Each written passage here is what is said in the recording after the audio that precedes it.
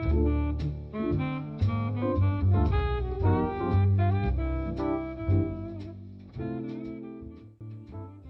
this is Lacey from the Joseph S. Bruno Auburn Abroad in Italy program. Today, and actually tomorrow, we're going to be making a Neapolitan pizza that has been adapted for home cooking. Usually a Neapolitan pizza is made in a wood-fired oven, which requires very, very high temperatures, so we have to adjust the crust making recipe just a little bit in order to achieve that.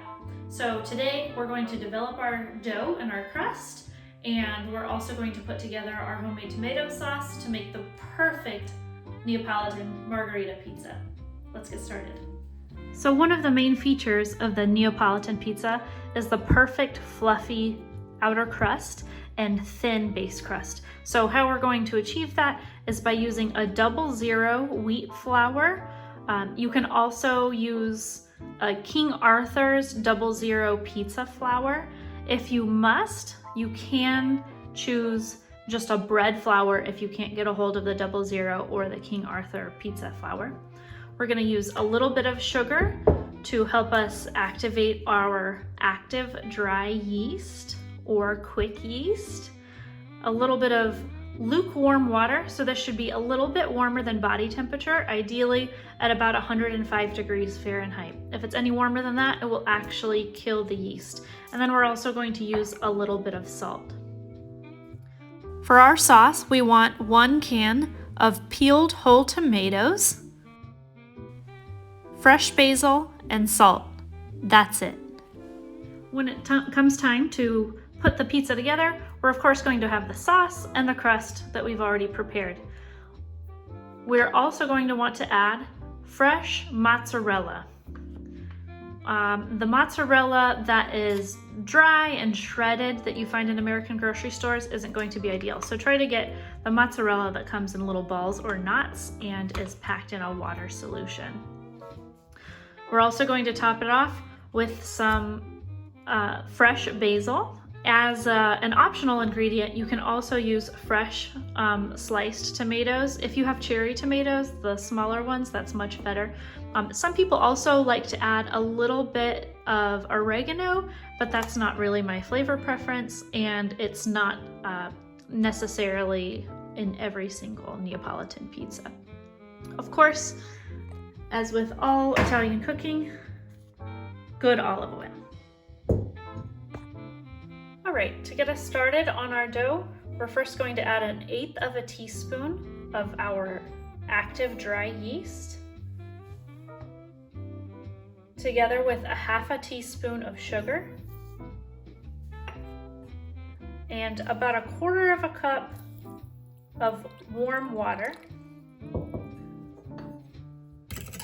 We're gonna mix that up a little bit.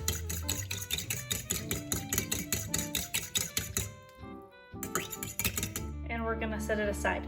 That's gonna help us start to activate the yeast without killing it off with the salt. Then to start the rest of our dough, we are going to add about 1/2 cup of the flour,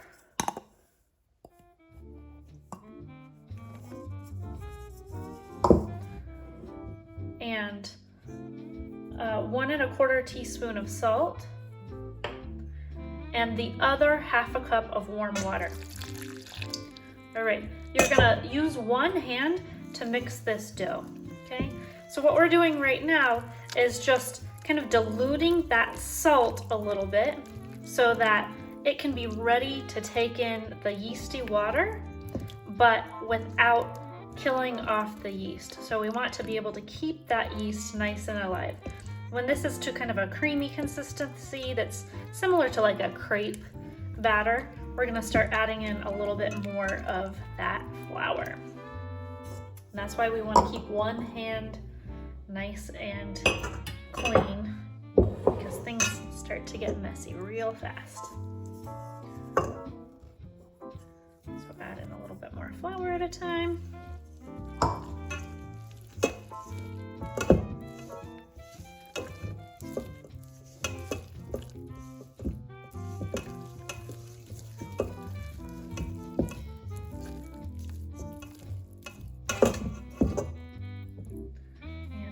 bit more flour. And then after this, we've added about half of the flour so far. It should be about ready to take on that yeast, sugar, and water mixture, which we activated first. Right, see the yeast is making these nice little bubbles, showing us that it's active, so we can throw it in there.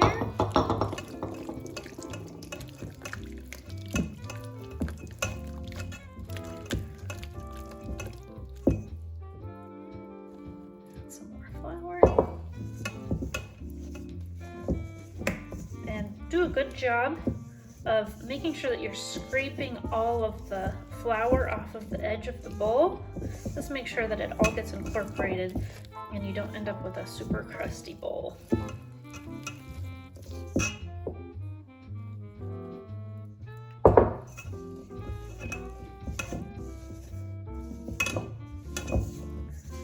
Of course, you could do this in a stand mixer with a dough hook, but this is how the pizza chefs in Naples make their dough. They like to feel the texture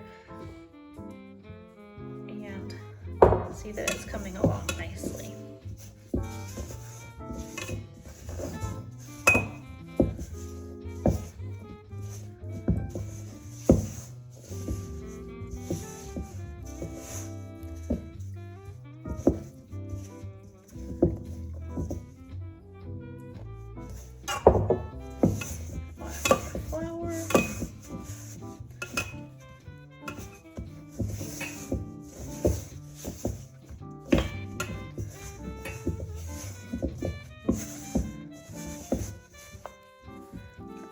You can get your other hand in there.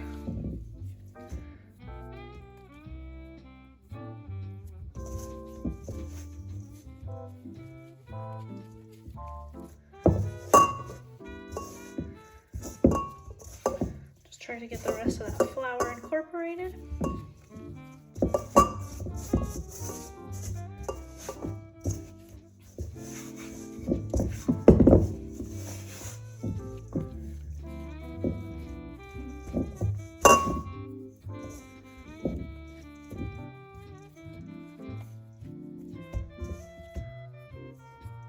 We're ready to move on to our next step. Okay, now let's get our dough ball transferred to a glass container, preferably one that is round if you want to make round pizza. And we want to cover it tightly. Some people will choose to use a wet tea towel, but we're going to use clear plastic wrap because it's going to provide a better seal to keep in more moisture, and it's also going to help us to be able to see the dough as it develops. Now we're going to let this sit on our counter for 12 to 24 hours. The best sauce for a Neapolitan pizza is going to be an uncooked tomato sauce.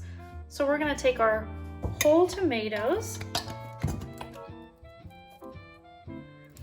and we actually don't want to puree them like you might see some chefs do when they're making tomato sauce. That's because we want to keep all of those nice components that we find in the tomatoes, like the seeds and the pulp. We want to keep those constituents kind of whole, but we want to crush them with our hands so that they can get mixed up a little bit. If you put it in the food processor or mixer, what you're going to get is just one consistency, and that's not really what we're looking for when it comes to the sauce. We want it to have a little bit of chunkiness, so get your hands in there and crush those tomatoes up yourself.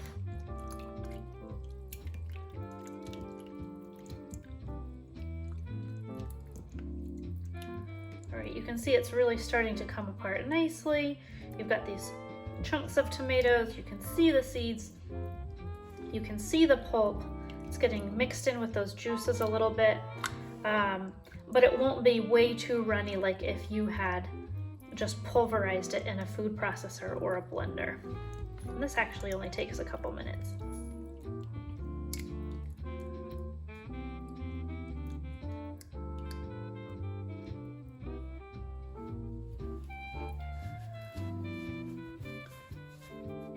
All right, now that we have our tomatoes crushed, we're gonna add in some fresh basil. With the fresh basil, you can just tear it with your bare hands, or you could use some herb shears. Get that mixed in. I'm gonna grab a little bit more.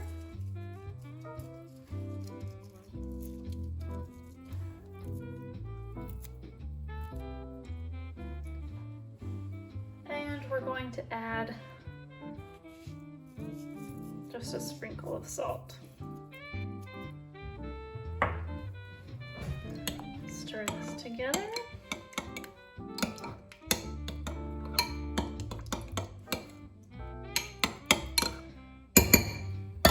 And simple as that. We're not going to cook the sauce at all. We're going to throw it right into the refrigerator and let all of those tastes marinate together overnight, and we will start making our pizza. All right, guys, it's been about 20 hours since I wrapped my dough tightly in the cling wrap, and as you can see, we have more than doubled the size of our dough, which is fantastic because this means that it has matured appropriately. All right, now we want to get our ovens ready. We need an extremely hot oven to, as closely as possible, replicate the wood-fired oven that's used for a classic Neapolitan pizza. For our home ovens, that's usually close to 500 or 550 degrees Fahrenheit. So let's get started on that. My oven is in Celsius because I'm in Italy, but I do want to turn my temperature all the way up to 260 degrees Celsius, which is 500 degrees Fahrenheit. Then I have a non-convection option and a convection option. I want to set mine to the non-convection option because I do have that. You'll notice this is for the whole oven, even though we're actually going to cook it under the broiler. Then I'm actually going to turn my oven function on because mine has 3 different buttons that I need to push to make that happen. And on the inside of the oven, this is also really important. So what we don't want to do is set a fire. So even though we're going to be utilizing the broiler when we're actually doing our cooking, we want to set the rack in the middle of the oven, giving at least 8 inches of clearance between the pizza stone and the broiler plate. We're going to be using parchment paper because we're novices and we don't want to set that parchment paper on fire. The parchment paper is going to make it easy to slide the pizza around so that we don't tear the crust. We are going to warm up the oven with our pizza stone or pizza steel inside. And if you don't have a pizza stone or a pizza steel, you can use a cookie sheet. Just know that it might be not quite as hot, but do warm that up with your oven on. And we're gonna wanna make sure that that is at the very hottest temperature that your oven can go for at least a half hour before we put the dough in there, so that the stone or the cookie sheet or whatever you're using does have an opportunity to warm up. So that's why we give it at least 45 minutes so that it can get up to temperature and then warm up that stone for another half hour. I do want to make sure that my hands are floured well and that my surface is floured well. So let's flour that up and then take our dough out. It is going to be a little bit sticky. Don't worry, this will get less sticky as we work with it a little bit. So first, I'm gonna cut that dough ball in half. I'm using a dough cutter here, but you can also just use a regular chef's knife. Okay. So now that we have our ball, what we want to do is stretch it and fold it. And we want to do that a few times with each of the corners.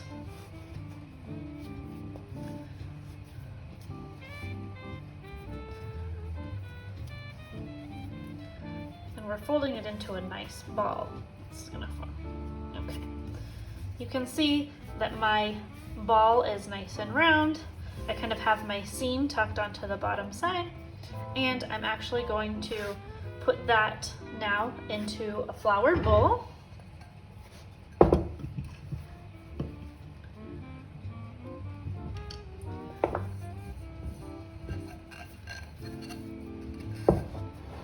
And we're gonna let it rise for about the next 45 minutes. If you do have a chili kitchen, you can actually go ahead and put it on top of your oven that is warming up right now.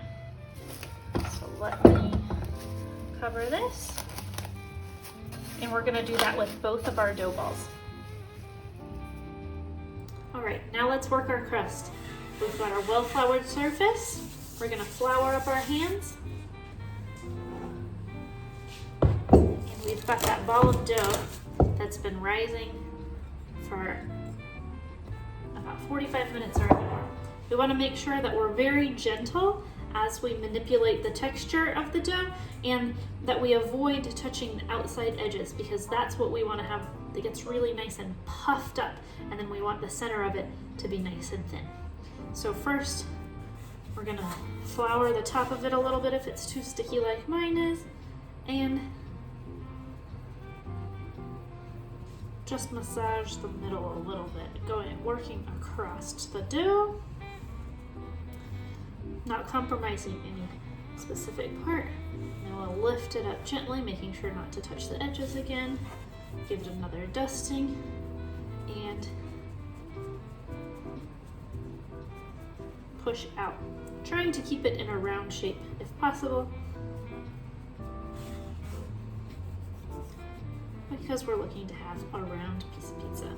Okay, we can pick it up and stretch it a little bit more. Stretch it a little bit more.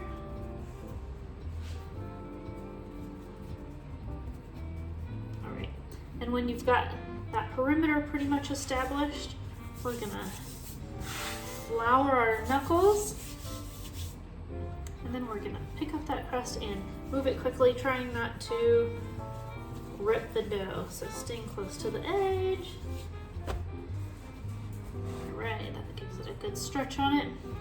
Again, we're gonna massage it out a little bit more, trying to stretch that dough, giving it a few more opportunities to give us a bigger base. All right, we're gonna flip it over and do a little bit more stretching, and then we're good to go. All right, then what we wanna do is move our pizza to a piece of parchment paper. I have a pizza peel here, but you may just need to use something like a large flat plate with a piece of parchment paper on it. And this is just going to help you to slide it into the oven gently. Also, to help us decrease the fire hazard when we're in the oven, we want to cut that paper down close to the size so it doesn't have any edges that are sticking up. All right, we've got our sauce that we made yesterday. It's had an opportunity to marinate together very well. So we're just going to put a little bit of that sauce on, and we're going to spread it around with the back of the spoon.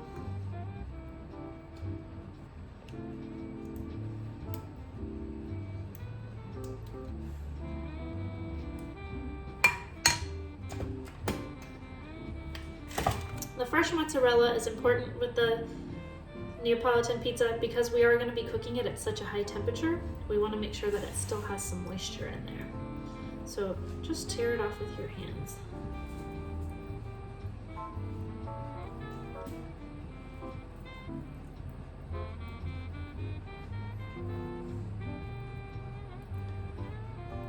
Right. Get a generous helping of cheese on there. Okay, and then we're going to take our fresh basil.